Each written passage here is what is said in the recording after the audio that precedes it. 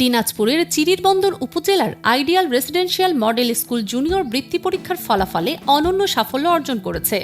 সারা দেশে প্রথম স্থান অর্জনের পাশাপাশি প্রতিষ্ঠানটি গড়েছে বিরল এক রেকর্ড। স্কুলটি থেকে পরীক্ষায় অংশ নেওয়া ৮৪ জন শিক্ষার্থীর প্রত্যেকেই বৃত্তি পেয়েছে, যা শতভাগ সাফল্যের উজ্জ্বল দৃষ্টান্ত হিসেবে বিবেচিত হচ্ছে। বৃত্তিপ্রাপ্তদের মধ্যে ৬৮ জন শিক্ষার্থী ট্যালেন্ট পুলে এবং ১৬ জন সাধারণ গ্রেডে বৃত্তি অর্জন করেছে। মোট বৃত্তিপ্রাপ্তদের মধ্যে ৫৫ জন ছাত্র এবং ২৯ জন ছাত্রী রয়েছে।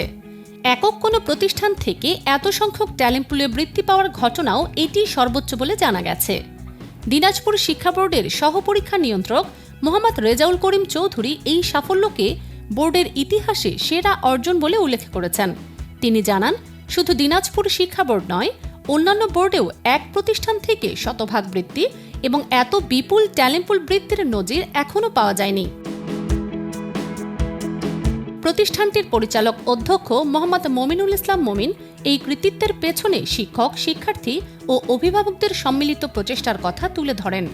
তিনি বলেন, শিক্ষকদের আন্তরিকতা, শিক্ষার্থীদের অধ্যাবসায় এবং অভিভাবকদের সহযোগিতার ফলেই এই অসাধারণ সাফল্য সম্ভব হয়েছে। ভবিষ্যতেও ধারাবাহিকভাবে ভালো ফলাফল ধরে রাখার আশাবাদ ব্যক্ত করেন তিনি।